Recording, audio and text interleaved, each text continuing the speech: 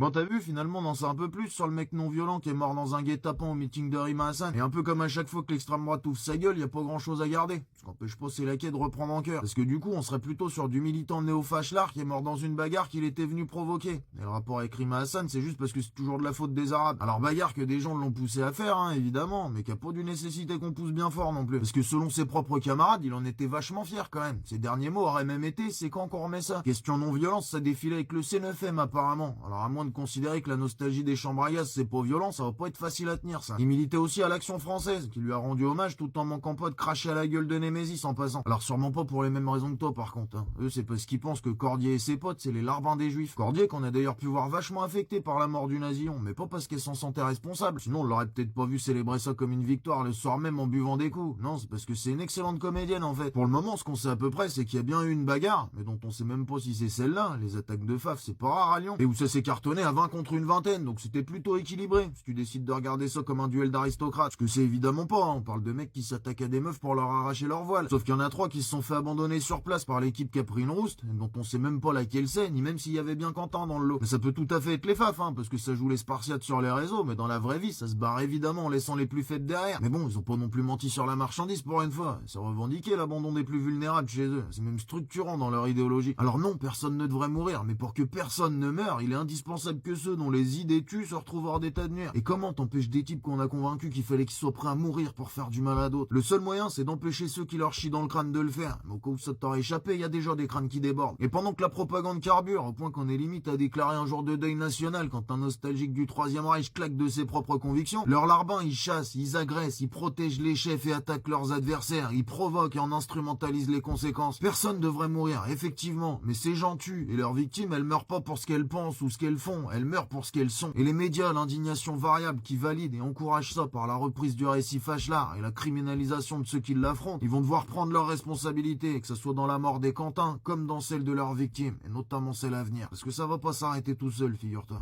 Pas tant qu'ils seront pas hors d'état de nuire. Alors j'ai repris sa vidéo parce que c'est extrêmement bien expliqué avec de superbes qualités oratoires au passage. J'ai l'impression qu'il respire même pas. Bravo.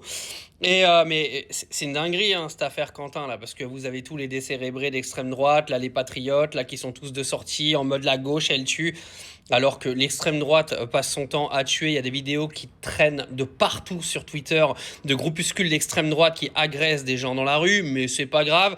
Eux se servent d'un symbole pour leurs idéologies politiques, qu'on se le dise. Hein. Tous les patriotes là sur TikTok là qui font les malins avec la mort de ce gars-là, ils sont juste en train de se servir de la mort de ce gars-là pour continuer leur idéologie politique. Le Quentin, ils en ont rien à foutre, c'est moi qui te le dis. Avoir vu Yael Braun-Pivet demander 1 minute de silence aujourd'hui à l'Assemblée nationale, j'ai trouvé ça extraordinaire. Donc on fait des minutes de silence pour des gars hein, qui en gros se trimballent avec des groupes d'extrême droite fascistes, mais c'est quand même, on a tout vu les gars.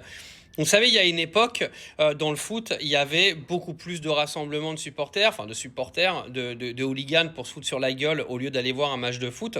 Bah là, c'est la même en fait. Et moi, je pleurais pas quand il y avait un supporter de mort, parce que les mecs, en fait, ils vont là-bas pour ça. Donc c'est pas dérangeant au final. Hein. Quand tu prends des risques, hein, faut en assumer les conséquences derrière. Mais là, honnêtement, faut arrêter d'instrumentaliser la mort de ce gars-là. Il était pas là au mauvais endroit au mauvais moment. Il était là, justement, pour aller se foutre sur la gueule avec d'autres groupes. Donc, arrivé à un moment, les victimes, là, détendez-vous 3 secondes.